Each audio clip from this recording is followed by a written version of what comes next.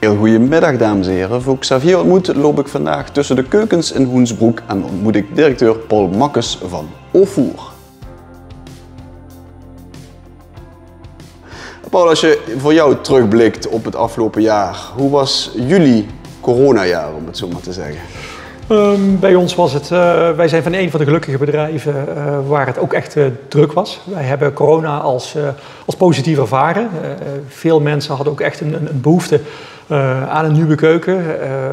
Dus dat hebben wij zeker gemerkt dat het voor ons in het afgelopen jaar gewoon erg goed was. Kun je zeggen dat de mensen meer hun eigen huis hebben leren waarderen? Ja, dat wel. Mensen hebben ook, omdat ze natuurlijk meer thuis waren, vanuit hun eigen situatie bekeken van goh, wat willen we aanpassen, willen we iets veranderen? En dat hebben we zeker gemerkt. En je merkt ook dat bij ons de keukens die we verkopen, dat het vaak ook een open verbinding is in het huis. En dat heeft ons goed gedaan. Ja, is dat een van de wensen die je toch meer en meer zag dan van inderdaad echt een verbindingsplek, een open ruimte? Ja, dat merk je. De keuken is gewoon echt multifunctioneler geworden. Zeker ook met thuiswerken.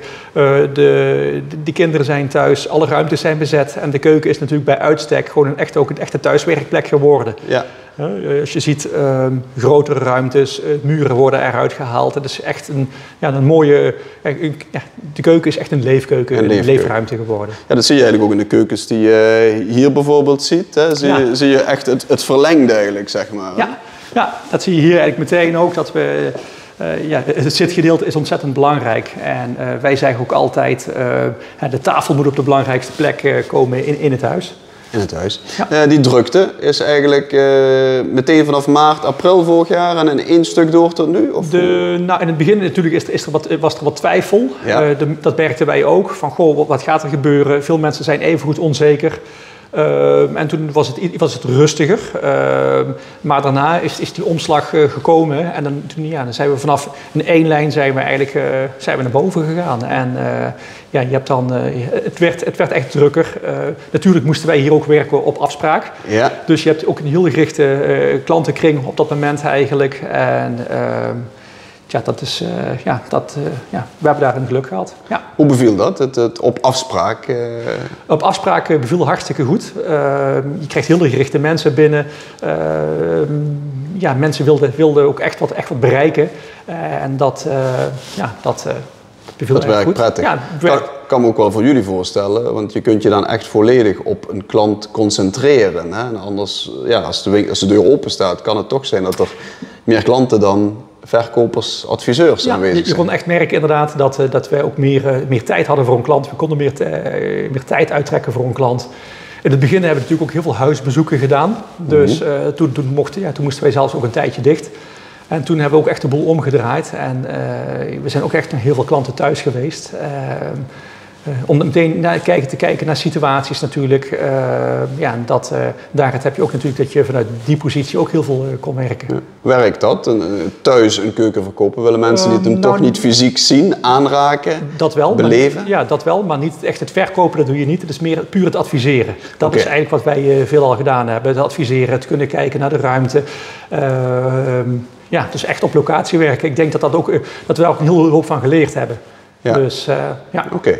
Dus eigenlijk een en al positiviteit en geen enkele uitdaging op dit moment? Uitdagingen altijd, volop. Zeker op dit moment. Wij merken dat het ook nog moeilijk is om aan apparaten te komen. Elektrische apparaten. Dat vinden wij op dit moment, er zijn er minder. De vraag is groot. Dus, en dat is natuurlijk de uitdaging dat je dit wel allemaal binnenkrijgt. Heeft men dat verkeerd ingeschat dan? Dat men dacht van, maar even voor de zekerheid iets minder? Ik denk van wel. Ieder bedrijf heeft vanuit angst gereageerd in het begin. Van angst en onzekerheid. En niemand had ook echt verwacht dat die vraag zo explosief zou gaan stijgen. En ik denk dat iedereen vanuit de voorkast juist de knoppen wat naar beneden heeft gedraaid. En nu zijn alle knoppen omhoog gedraaid. En nu is het echt moeilijk om aan spulletjes te komen. Ja. Oké, en wat gaat de consument, wat gaan wij daar allemaal van merken de komende maanden of jaren? Als het goed is aankomende tijd niet, want dan zullen we echt hard voor werken om dat voor elkaar te kunnen krijgen. En aankomende jaren verwacht ik daar ook geen problemen mee, in aankomende tijd niet. Nee, omdat men toch snel gaat opschalen, zeg maar. Ook dat. En we zullen het echt zien wat met grondstoffen gaat gebeuren. Maar ook de leveranciers waar wij mee werken, die hebben dat op dit moment echt ook nog goed onder controle. En dat vragen wij natuurlijk ook, van hoe staat het met jullie? En daar krijgen we alleen maar positieve antwoorden van. Oké. Nou ja, materialen is even zoeken, maar die komen er op een gegeven moment wel. Maar er is, zoals je zegt, een enorme vraag. Mm-hmm. Ik kan me voorstellen dat het dan wel iets langer duurt voordat ik mijn keuken krijg. Op dit moment hebben wij daar nog niet echt heel veel last van. Nee, de levertijden, wij moeten op dit moment heel goed afspreken wat de levertijden ook zullen zijn. Maar alle levertijden die we met een consument afspreken, dat wordt gewoon gehandhaafd. Maar je ziet wel dat de levertijden iets langer beginnen te worden. Wat vroeger 8 tot 10 weken is nu 10 tot 12 weken. Oké, dus nu nog niet extreem lang. Nee. Het zit vooral in de handen die het kunnen plaatsen. Dus de mensen die het eigenlijk kunnen wegzetten, die zijn wat zeldzamer.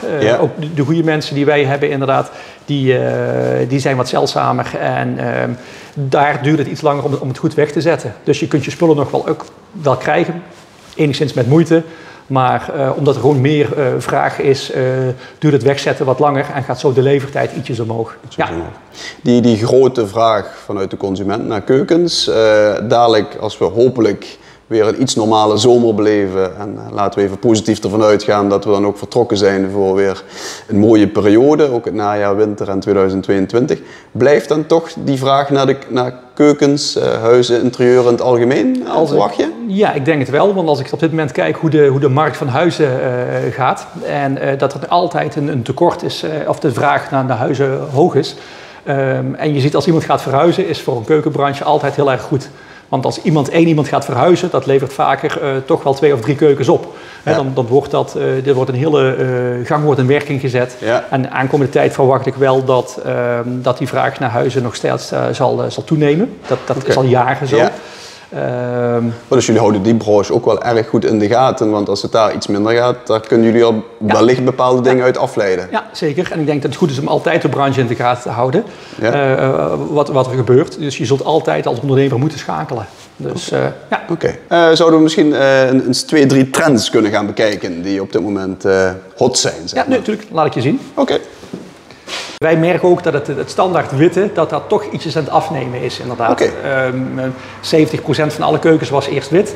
En nu kun je zien dat vooral kleuren, aardetinten, maar ook gedurfde kleuren, zoals deze Steel Brush Gold, dat ook echt een verandering teweeg gaat brengen. Men wel iets meer kleur in het leven en dus ook in het huis. Iets warmere kleuren, net zoals bijvoorbeeld goud is een hele mooie kleur. Het blijft ook altijd. Je ziet dat die kleuren die we ook dan terug laten komen in lampen, dat mensen dat ook echt heel mooi vinden. Wat zien we hier? Wat zien we hier? Hier zien we eigenlijk ook een keuken en waar we eigenlijk het accent op de ombouw gelegd hebben. Je ziet dat we ook bijvoorbeeld bouwkundige elementen toevoegen. Je ziet het eigenlijk hier ook weer een heel bouwkundig element, waardoor je ook bijvoorbeeld diepere kasten kunt creëren. Kasten die ietsjes dieper zijn. Veel ruimte inderdaad. Veel ruimte wat je niet ziet. En ook weer de kleuren durven te mengen met elkaar. In plaats van het lichte, donkere, gewoon 2 donkere tinten bij elkaar. Dat is ook wat we veelal zien. En dan de kleuren op de ombouw. Dus het mag allemaal iets meer, het mag iets extraverter. Hier hebben we een wand gemaakt. Koele wijn en vriezen. Dus je ziet ook steeds meer dat wijnbewaarkasten, dat mensen na het inbouw koffiemachine ook een mooie wijnklimaatkast willen. Om een wijn, waar ze veel aandacht aan besteden om die goed te bewaren. Je ziet dan dat het ook allemaal met drukelementen gaat. Ja. En je ziet ook dat mooi verlicht. Echt mooi verlicht inderdaad. En de klant heeft echt zijn keuze om te kijken van, wil ik een rood, een wit, een rosé, hoe is die bewaard. En dus, zelfs de temperatuur per laag kan ook nog een keer. Ja, zeker. Dat is allemaal in te stellen. En dat zie je ook in de koelkasten, zie je dat ook terug. Dat je ook echt de ruimte hebt. Dat je ook echt voldoende plek hebt tegenwoordig in je koelkast. Mooie keukens, gelukkig een mooi jaar en ook de komende tijd een mooi perspectief. Ja. Persoonlijk privé, dan denk ik ook corona heel anders beleefd dan ja, iemand die natuurlijk in een getroffen sector zat. Hè? Ja, dat is er zeker. Dat is ook zo. En wij mogen echt blij zijn dat wij in de situatie zitten hoe we nu zitten. Maar ja, we denken toch ook veel aan ja, een horeca of een wat anders inderdaad. Ja. Wat zeer getroffen is. En ja, hopelijk komen zij er ook weer uit. Ja, en dat we gezamenlijk met z'n allen naar een mooie toekomst mogen. Precies, zo is dat. Ja. Ja. Dankjewel voor de tijd en voor het interview.